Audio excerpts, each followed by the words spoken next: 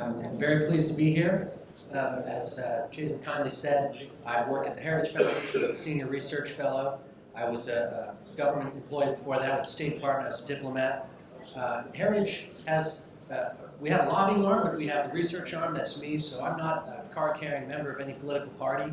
I have never contributed a dime to any political candidate. I am definitely conservative, as any sane person my age has to be these days. But we put down policies on the table. The Heritage Foundation, we're perfectly happy if it's the Green Party that picks it up. Just unfortunately, it tends to be only one party is interested in hearing about our ideas on immigration and the other policies which we support. And I'll just say that in the lobby I picked up a copy of this Conservative Party of New York State list of priorities, and I was making a lot of check marks and circles and positive comments, so I think we're ideologically somewhat aligned here. But what I'm here to talk about today is immigration, and in particular, the greatest immigration crisis in U.S. history. It's going on right now from Fort Covington, where I was a couple weeks ago, right here in New York State, on the border with Canada, down to Eagle Pass, Texas, which you're probably seeing on the news if you're watching anything but the mainstream news channels. And where I was also last year, and where I believe the President of the United States has never been in his 50 years of politics, and neither has the Vice President. I really do think that's somewhere they ought to go. If they're going to have a policy on the border, they need to defend it, they need to see it in action. So let's look at how we got here. What are we talking about? Give you an example from fiscal 2014 to 2020. There were 463,000 total illegal immigrants released at the southern border by DHS. That's 7 years. Under President Biden and his chosen Secretary of Homeland Security, Alejandro Mayorkas, we've had about 8.5 million inadmissible aliens. That means people with no visa, no permission to enter this country, encountered by CBP, DHS, elements at the border, and probably half or more released. And that's not including the utterly bogus and illegal, in my view, and in the view of 25 states led by Texas, parole programs that the president invented, and about 2 million people that they call gotaways, where they see, I was up in, like I said, Fort Covington, you see footprints. Border Patrol says, yeah, we caught them on camera. By the time we got there, they got picked up and they disappeared. So just imagine that, 2 million people entered the country, and we have no idea who they are. That's about the population of Los Angeles, just to put it in perspective. We know absolutely nothing about these, let's say, 5-6 million people, other than the name that they gave us, and the date of birth that they gave us, and the photograph and fingerprints that DHS took. I was down there at a number of places in Yuma and El Paso and Eagle Pass, and you can see hundreds of identification cards and personal documents, passports, just strewn all over the place. Why? Because when they come in, for various reasons, everything from hiding a criminal record to the simple fact that they already had asylum in another country and just prefer to come here, they don't want to give us their real names and identification. There's absolutely no criminal vetting. Despite what you hear, this used to be my business. I was a consular officer. I had access to all the systems that help. If you apply for a visa, or if you're caught at the border, they process you before they release you into the country. They take your fingerprints and they run it against our holdings, our databases. Well, what if you're a Venezuelan and you're a multiple convicted felon, rapist, murderer, whatever? Do you think that the United States authorities have access to Venezuelan databases? How about Malian? How about Ghana, countries that I've served that don't have databases? Maybe they've got paper files that are kind of moldering in small villages somewhere. So just bear in mind, we have about 5-6 million people who skew young and male, and I was young once, and I'm a male, and it's just a fact of life that we commit a lot more crime than older people. So they skew young and male, and there's about 6 million, we have no idea who they are. The Secretary of Homeland Security has said many times that once people are released, we put them into deportation proceedings. But to tell you what that actually means, it means that if they're going to try to get their hearing in New York City, it might be 10 years from now. So they get a letter, a notice to appear saying, please show up in court in 10 years. Meantime, have a blast. Go to it. Well, we've seen the consequences in this state and others. Do we track them? No, we really don't. I wrote a paper on this if you really had a lot of spare time on your hands. They have a program called Alternatives to Detention. So they basically release people in a very few cases with an ankle monitor, in some cases with absolutely nothing at all. Sometimes they say, please call us every now and then and check in with your phone. Well, sometimes people do. But guess what? When it gets time to getting to the case where they might actually be told to leave, they tend not to show up. What happens if they actually do get a removal order? They get told to go home. Well, the non-detained docket right now is about 6 million people. 1.2 million of them have final orders of removal, meaning they've had their due process. They've been able to claim asylum, and an immigration judge has said, look, we're sorry, but you do not qualify. Maybe you're just here for a job, but you don't have the right to remain in the United States. What happens? They stay, because there's absolutely no priority under this administration to deport them. So, all in all, we're looking at, as I said, an unprecedented crisis. And one of the things feeding into it is an asylum system that was designed in the 1950s. There was the Geneva Convention of 1951, which we adopted into our law in 1980, which was designed for a time when there were Jews fleeing Nazis and there were dissidents fleeing communism. And that's not what we have today. What we have today is people coming for economic opportunities or running away from bad governments and from all manner of different situations, which might be lamentable, but just don't qualify for asylum. So we have a combination then of people wanting to leave their countries and then our country making it incredibly easy by effectively saying, and this really was never a case until the Trump administration cracked down, and President Biden, I think, decided he wanted to do whatever the opposite of what President Trump did, without regard to whether or not it worked or didn't work. In previous administrations, Democrat and Republican, there was at least this idea that you had to enforce the law. The idea that we would have open borders has not really been a part of the Democratic Party platform for all of history. And if you listen to old Joe Biden, old Joe Biden is new Joe Biden's worst enemy. I was just listening to a Senate hearing of his in 1992 on crime, and what he says would just peel the paint off the walls. Today, he's come a 180, and I think that's probably true of the party platform. So what would you do if you wanted, what are your options if you've got people coming into the country illegally? I like to compare it to shoplifting. We've had a big problem in Washington where I live with shoplifting. They closed down a big CVS store because every time they got new goods in, people would just rip it off the shelves. So then they call it a food desert or a pharmacy desert, and it's racist because, I mean, you've heard the story before. There are a couple different ways you can deal with shoplifting.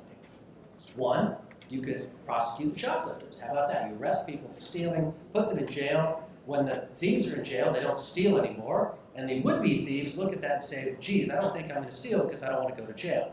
That's, let's say, the equivalent of what I call deter, detain, and deport on immigration. If you give people the impression that if they come in illegally, they might get their due process, but they're likely to be detained, and if they don't win their case, they're going to be deported, it really lowers the incentive. We don't have that now. The second approach, you could say, well, let's lock up the most valuable goods. Let them steal the dental floss, but let's lock up, I don't know, the COVID test kits or the fancy shampoo, right? Well, this is what we tried with the Remain in Mexico program, the migrant protection protocols.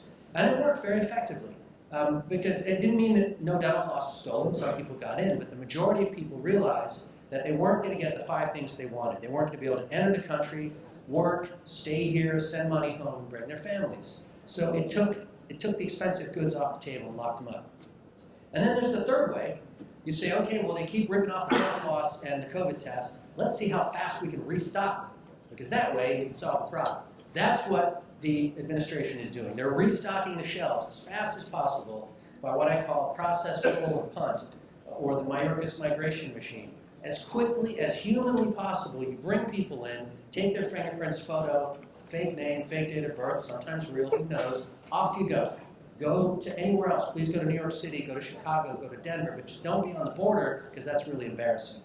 So this is essentially the system they've adopted, is restocking the shelves. And once they're here, if they are actually found to be deportable, the Secretary of Homeland Security sent out a memo saying that, and I quote, simply being in the country illegally is not enough to warrant deportation.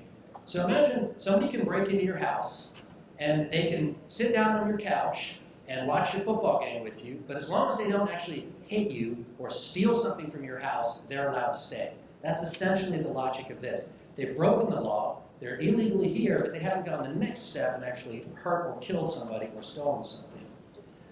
So what they're doing, and what the law says that they should be doing, is to secure the nation.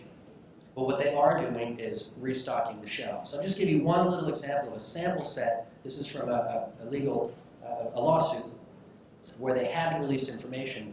They tracked a group of about 2,500 illegal aliens caught and released in a few days. They only served half of them with a charging document, a notice to appear in court. The other half they just let go, possibly with what they call a notice to report. So there's a notice to appear in court. Notice to report just says, please show up at ICE, when you have a chance, maybe in 60 days. And I've seen these down there.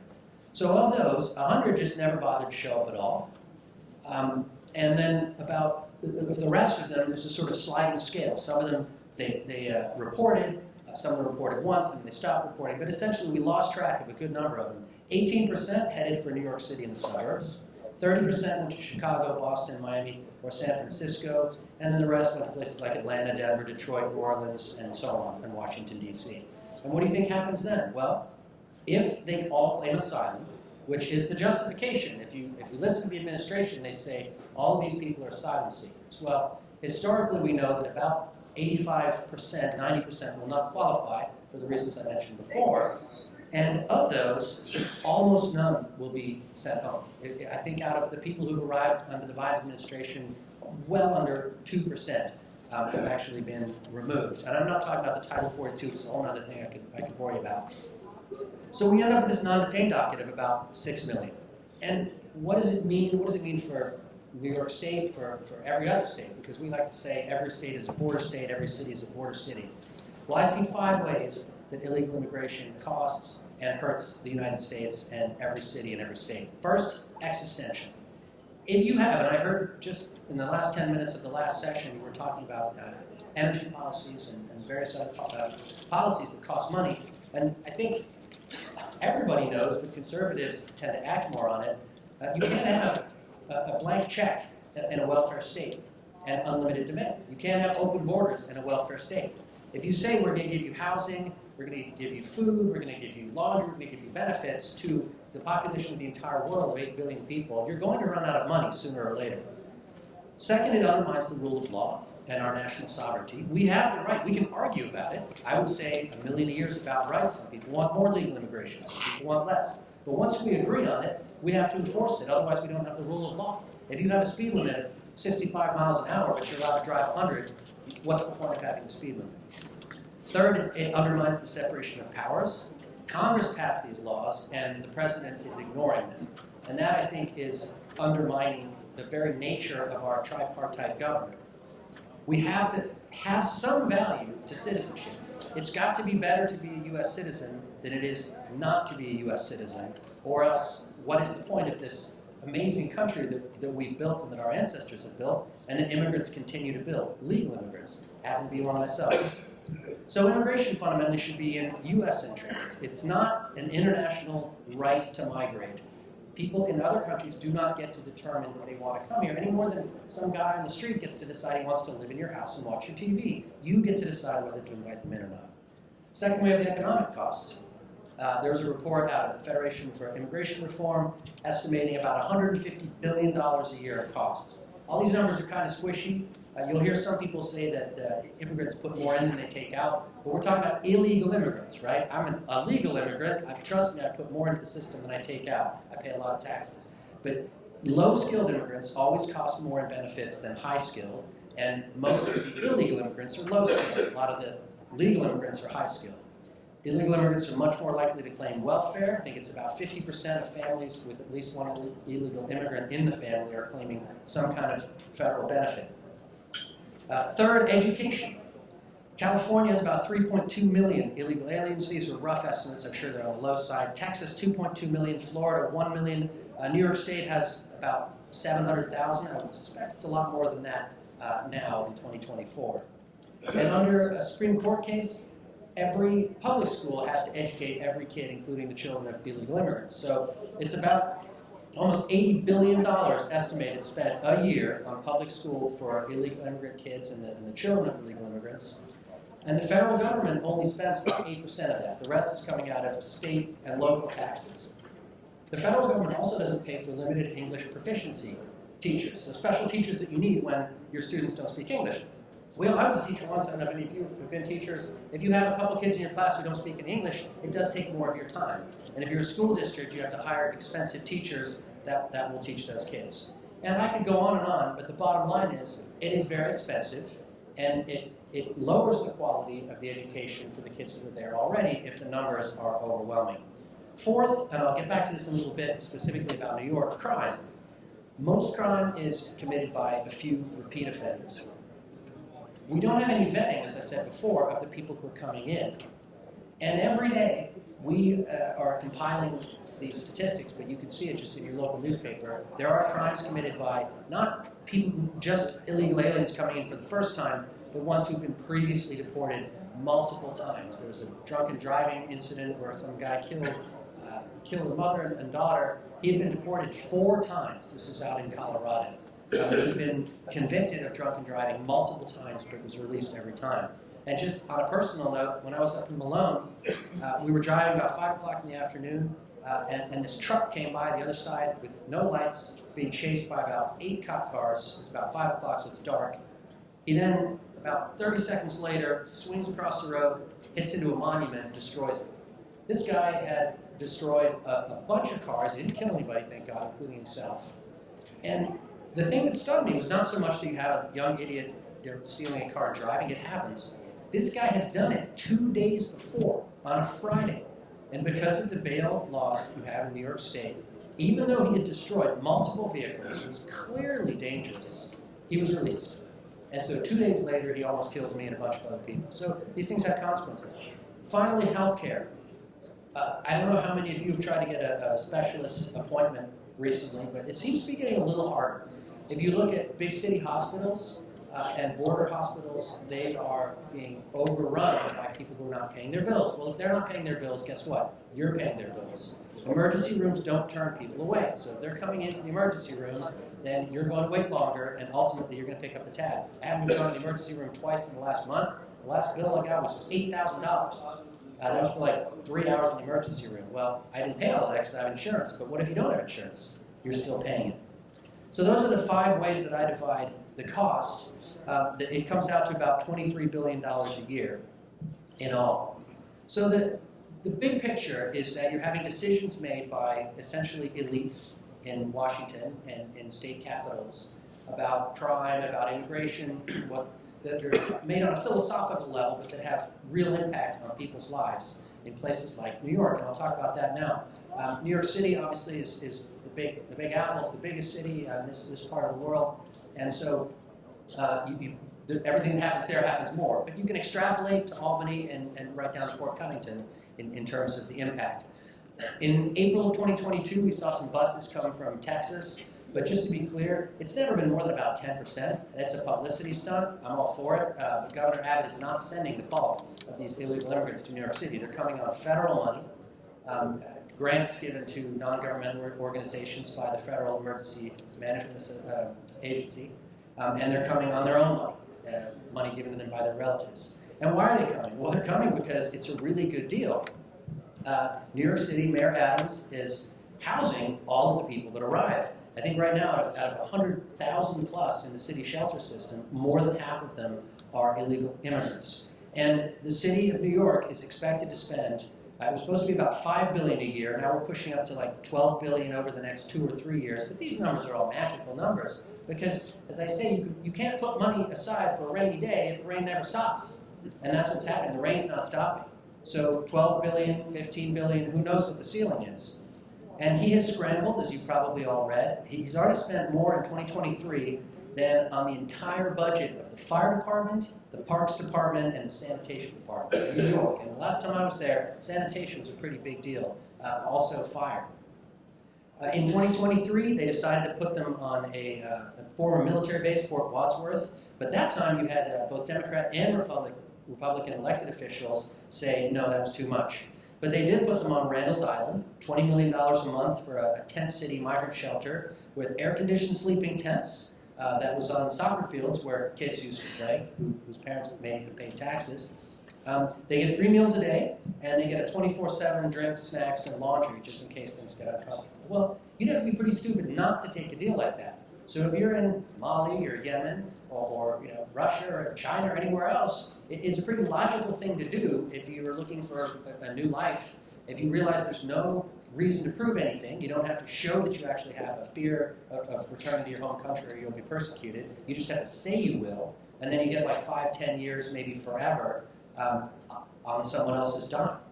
So in 2023, the governor, she's deployed, I think, up to 2,000 National Guardsmen, so that's a direct impact on your state, not just the city of New York. In October, they started, I think it was actually September, they started using Floyd Bennett Field, which is a national park. They rented it off the National Park Service. And I think you probably have seen the headlines when they had to move all those people, about 2,000 of them, into a city school in Brooklyn, I think it was, and kick all the kids out for a couple of days for Zoom school because the weather was really bad and they didn't want the migrants to get rained out. Again, we're not talking about a one-off crisis that's just going to happen and then it's over and then we move on with our lives. This rain never stops. I have traveled all over the world. I've lived in, 8 countries and visited maybe 60. And I can tell you, the supply of people in this world whose lives are worse than all of yours is unlimited. I don't judge those people as human beings for taking advantage of other people's generosity, but I definitely blame us for being stupid enough to think that this will ever come to an end unless we do something about it. So they come because they get health care, they get ID, they get public school, they get food, they get free legal counsel, accommodation, they even give them those little electric bikes, which they've been using to deliver food for Uber Eats. It's costing, just to give you an example on a personal level, how much it costs, it's about $200 a day to rent rooms at the Roosevelt Hotel, and they have 1,000 rooms. It's about $219,000 per year. So each migrant family is costing about $340 a day to the city of New York and to the state of New York. I'm not sure how they apportion it, but believe me, when New York City runs out of money, they come to New York State. When New York State runs out of money, they go to Washington, D.C. When is it going to end? I say never. The right to shelter law is complicated. I'm sure some of you know more about it than I do. From what I've read, it's not a particularly strong case, and I think it would fall over like a house of cards if it was ever challenged, but the people defending it are defending it hard, and no one has the political will, it seems, to challenge it. So for the time being, New York City is stuck in this spiral of spending more and more money every single year to house more and more people coming to take advantage of the deal. Mayor Adams tried a novel way to get out of this by buying one-way tickets, call it the Martha's Vineyard solution, anywhere you want to go. And he put notices up in English, Spanish, Arabic, French, and Russian saying, we're here to help you get transportation to any state or country of your convenience. So imagine this insanity here. The U.S. government is funding the UN, which pays to get people up to our border, and then we're funding NGOs who pay to get them from there to New York, and now the city of New York is paying for them to go back to Mongolia or wherever they came from. I mean, it is completely insane, and it's a doom loop we're stuck in. Just a couple of cases that I've read about in New York City specifically, but I would think that the level of crime in smaller cities and even towns is going to go up over the next few years because of the importation of a large number, in particular, of young men who are affiliated with gangs. There was a case, there have been like 41 people arrested at the Roosevelt Hotel shelter in New York so far for things like child endangerment. One woman slapped a police officer, and a couple months before she'd attacked her boyfriend. She was freed without bail, of course. The famous one going around social media was on January 27th, when we saw a group of young teenagers who beat up 2 cops. They were eventually caught and arrested, and what of course happened? They were released. And there's the famous picture of the young man giving the finger to the journalists who are trying to cover this. But I think that's metaphorically what's happening. He's giving the finger to all of us for being saps enough to allow him to commit crimes, to beat up police officers who are trying to stop those crimes, and let him stay in the country forever. I think at the very least, we should be able to agree across the aisle that if someone is allowed into this country on the premise that they're fleeing for their life and claiming asylum, the very least they could do is to obey our laws and not assault our law enforcement. And what people I'm reading are saying in New York City are not things you typically hear from people on the left. They're kind of angry. The governor was a little more on the fence. She said if someone commits a crime against a police officer in the state of New York and they're not here legally, it's definitely worth checking into. Well, I hope she does check into it, but I hope her conclusion is that they should enforce the law, and that if someone is a menace to society, they shouldn't be allowed to skate and get right out and do it again. There was actually a case of a stabbing at the Randall's Island shelter, where one illegal alien got in a beef with another and stabbed and killed him. That was January 6th. He was from Venezuela, and this is just one example. You would have seen this out of those 6 million over and over again. Got to the border, gave them a name, was released, and up to New York he went, ends up stabbing someone. Now, was that inevitable? No, but it was preventable. This guy almost certainly had a record back in Venezuela. He probably had gang affiliations, and there would have been things that we could have picked up on that would have said, don't let him in, but we did. There's been a spike of crimes at Floyd Bennett Field, this shelter system that I told you about. You got 2,000 people living in these tents with nothing to do, and some of them are, as I said, young men with gang affiliations. Sometimes it's just fights between people who are just tired of being stuck together and haven't quite figured out what they're supposed to do with themselves. Prostitution, panhandling, shoplifting, scams. 42nd Street, when I was growing up, I lived in New Jersey. It was kind of fun to go up to every now and then, but it was really scuzzy. That was what made it fun. The minute it turned into Disneyland, it was super safe, and you had tourists from all over the world there at midnight, and nothing happened to them. I feel like we're going back in time. And now, that's a cash cow for the city, and the city's a cash cow for the state. If the tourists stop coming and stop spending money because the hotels are full of migrants, illegal immigrants, I should say, and the streets are unsafe, that's going to come back and bite us all as well. And there have been already 5 arrests at that center. And like I said, I see, it's been, I think, misquoted unfairly that President Trump at one point said, they're all murderers and rapists. If I remember the speech, he was pointing out that in a group of people of 1 million, 2 million, 3 million, you're going to have some who are criminals. That's just a fact. The murder rate in Mexico is 27 to 100,000. So you have 1 million people, that's what, 270, give or take, possibilities. In the US, it's only 5 out of 100,000, except in certain inner cities when it's well over 100. So, these are preventable risks that we are deliberately taking as a matter of policy, and these are uncharted waters. I've been in the immigration business for about 23 years. I was a diplomat, maybe half of that I was actively doing cases, and we would process them overseas, and they'd have to say they didn't have a criminal record, and we would make some attempt to make sure that they were what they said they were, that they weren't going to overstay their visa, that they could pay their way. So for me, it was very odd to have to come back home, and this entire system that I'd worked half of my career making efficient and have some kind of integrity was just thrown out the window. So I don't know how long it lasts. I don't know politically whether this has become a Republican and Democrat issue. I really hope not, because to politicize this to that extent is a mistake. This is a national security issue. This is like, who are our friends and our enemies? If Iran is a competitor, that's for Democrats and Republicans. If China is a threat, that's for Democrats and Republicans. It's not a one-party issue. So I sincerely hope we can find some sanity in Washington. I'm not particularly hopeful. I don't think I've seen the text of the Senate version of what they call H.R. 2, Secure the Border Act, that the House passed. But one way or another, we're going to have to come to some sort of solution, or else things will spiral out of control if they haven't already. So with that, I think I'm bang on the half hour, and I'd be more than happy to take any questions if anybody had any.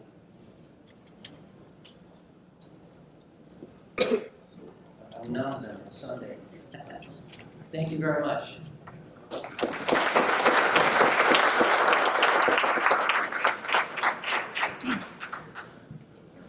All right, well, it is 4 o'clock, and that means that in just a few moments,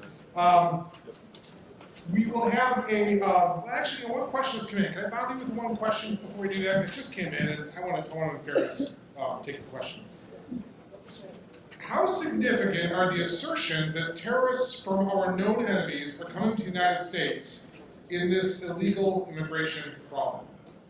How significant are the assertions that terrorists from our known enemies are coming to the United States in this illegal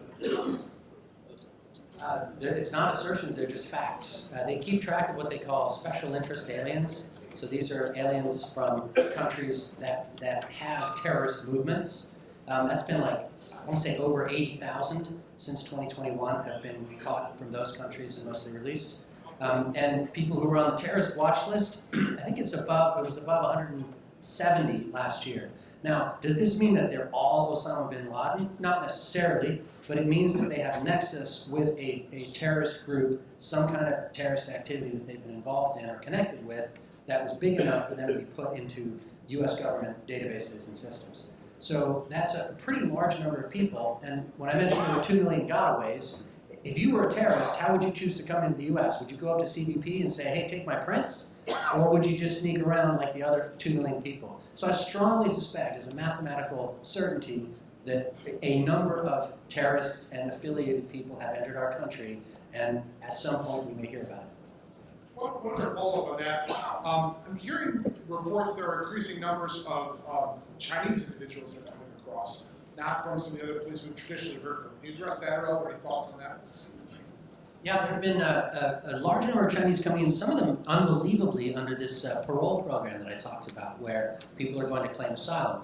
Now, obviously, China is a repressive communist country, and there are a lot of people who live here now who fled China in the past, who become American citizens and legal permanent residents. So you can see a reason why people would want to leave.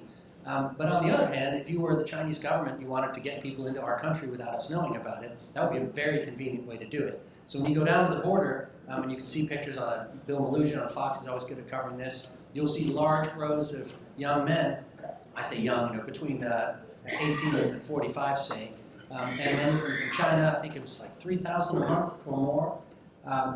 Somewhere among those could be people who are not actually going to claim asylum.